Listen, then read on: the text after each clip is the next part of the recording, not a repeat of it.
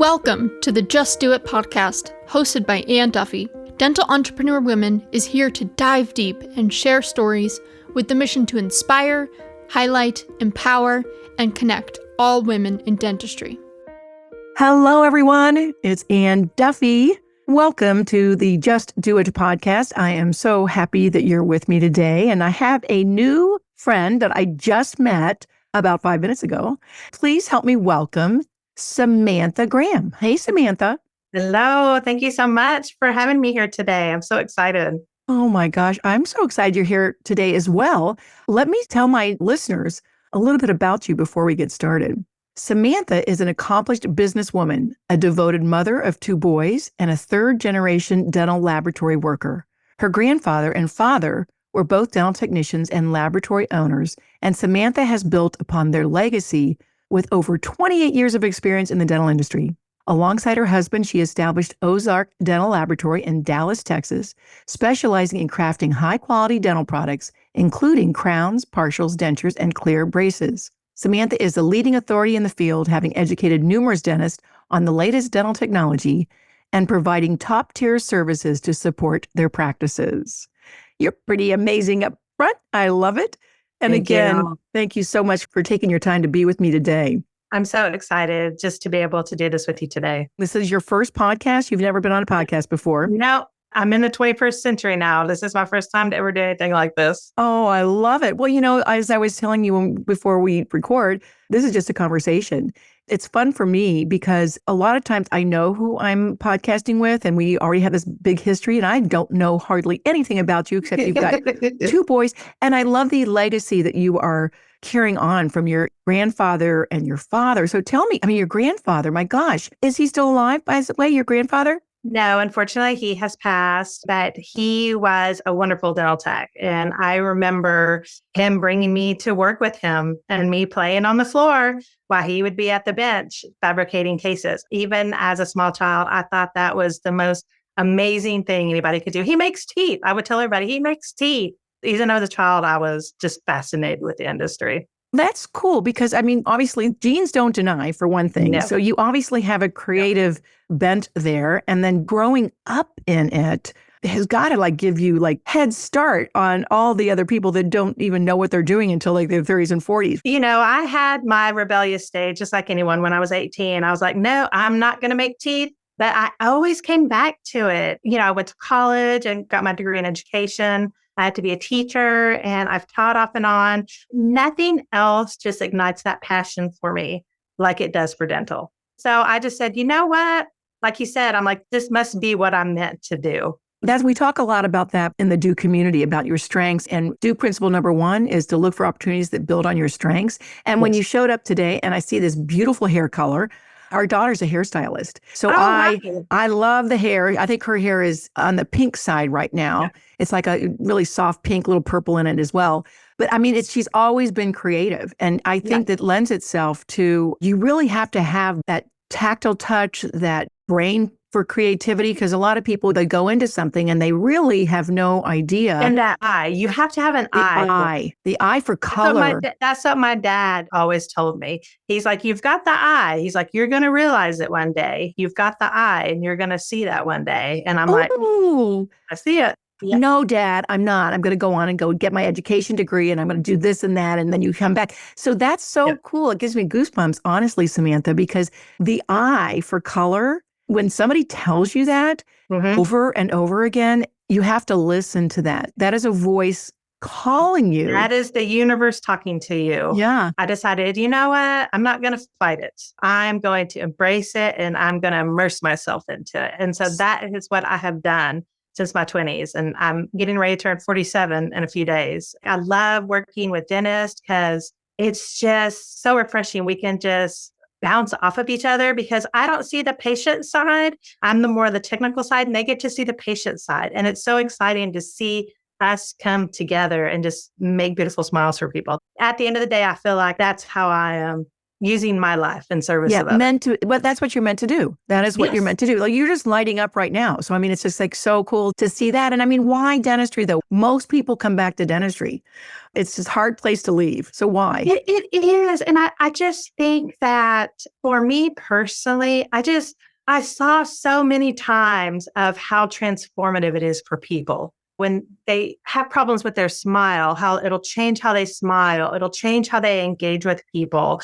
And being able to work a case with a doctor and see that doctor put those teeth in for that person and just see how it transforms them. Yeah. And they beam and they smile. That person will never forget the day that they got their smile back. That will forever be a turning point in their life. And I felt like that's how I'm going to serve. That's how I'm going to feel like I make my difference on the world is I have made the difference in so many people's lives, made it where they can smile again. That just fills my heart in a way that very few things do. Well, and also that's so beautiful to say because we can never underestimate. It changes lives. It does. I remember years ago, she had beautiful teeth, but they were all crossed over and she was a beautiful woman. I talked to our orthodontist next door in our office and I said, can you help her out? She didn't have the funds and he was generous enough to help her financially to get her smile. She was a totally different person after that. And even we think about the health that people are getting through their smile. I mean, that's one thing. She's got healthy teeth to begin with, but just when somebody has not had the care that a lot of us have been privileged to have and to be able to give them a smile, I agree with you. It's one of the greatest gifts we can give. Yes. You realize what a privilege it is to be able to have good dental care, to be able to have all of your teeth and they're working for you the way they should. I mean, it really is, unfortunately, a privilege. And you see that so much. Well, and I also love your integrity because I'm a retired practicing dental hygienist. I have 46 years in, but I had seen a lot of dental work that wasn't well done. Yeah. And I can just tell by looking at your website and by who you are in just the short period of time that you stand out in the lab community, which is spectacular. And I would say that Samantha, with your background, and I'm just guessing because we just got to know each other, with the legacy of your granddad and your dad, certainly you're not going to let that legacy down. And then also your education with teaching. To me, that is a great way to communicate with dentists. And then it's a collaborative process that you can actually learn from them because teachers are always learning, right? And then also communicating to them your vision for someone's smile. Tell us a little bit about what makes you stand out. And like you said, to be able to work with a dentist, I feel is a privilege. I feel that a dentist can go anywhere and get a crown made, can go anywhere to get a denture made, like you said. But for me, I don't want to just turn out a product. I want it to be something that is going to give that patient the best prognosis. I don't want it to just be like a manufacturing line where we're just spitting out products. It's all about the bottom dollar and you're spitting out products. I want it to be where I feel comfortable knowing that if it's a product I've made, I would put it in my mouth. I would put it in the mouth of one of my children, that I know it's a good product because like we were talking about the privilege, a lot of these patients save up for these products. The patients are having to pay out of pocket for these products. So it needs to be a product that I can stand behind. And if it's not a product I can't stand behind, it's not going in anyone's mouth. Yeah, it's so beautiful. And there's so many, if you're not a dental person, there's so many different nuances with a crown on even one tooth. One tooth, if the crown doesn't fit right, it can throw your whole equilibrium off. It can throw havoc. Yeah. If the crown isn't seating well, it can seep, it can leak. It can cause where you can't floss between your teeth correctly. So then you have the adjacent teeth you have to worry about. It can be a whole mess, just one crown. If you're not taking the time to make sure that crown is done correctly, you're not doing that patient a service. Not only that, but just even collaborating with a dentist. It sounds to me like your dentists that you work with are like family, just like that you've grown up with, right? Yeah. And that's why a lot of my dentists really like me because I'm more like a bossy sister where I'm like, hey, what do you think about this? What do you think about this? Hey, I was looking at this case. I really think this patient would be better with this. What do you think? What are you seeing? I want to be their partner. I want to work with them. And of course, the dentist doesn't see what I see. He sees what's in the patient's mouth. So I need his view on that. And then I feel like he needs my view on, okay, this is what I know about the products. This is what I think is going to work best for your patient. And then the patient is the one that benefits because we're working together. And like you said, every doctor has preferences on what they like and dislike. And so I want to know that. I'm like, tell me what you like and I can give it to you. Oh, I love that. And a lot of that- times hardly anybody ever asks them these questions so much. I mean, I think that's just a beautiful way to work and to get the best end result. Yes, that's what it's all about. Because from my perspective, it's about transforming smiles. I want the patients to walk out of there feeling good, looking good, and just having it be a positive experience. That way they'll go back to their dentist. Because as we know, people will fight you on going to the dentist, and I don't understand that. So I want it to be a positive experience. That way they'll go back and continue to take care of their teeth. And then everybody wins. So the office I worked in, the lab that he used was local. They have a fantastic relationship. They each think that the other is like the best of the best. And I think that's, I love that. and that's how you build your clientele, right? And then you get to spread the word. And also, there are not that many female-owned labs out there. No, there's not. You're a unicorn, even with your hair. I mean, you're kind of a unicorn looking at you right now. And I think that more women should get into it because as women, I think we have that communication aspect. We're not afraid to ask, hey, doctor, what do you like? What do you not like? What are your preferences? What do you think about this? What do you think about that? I'm not scared to get on the phone and ask. I'm not scared to call up a doctor and say, hey, when you have 5 minutes, give me a call. Yeah. That really builds a great rapport. And then also just, I always say about the DEWs, that's why you're so DEWish. I just love you showed up to the DEW colors and you speak like a DEW as well. Like we want everybody to win and we need our community and we need to make it strong. Yes. I think women in dentistry are so smart and they love beauty. And I think that men love beauty too, but there's something about the eye.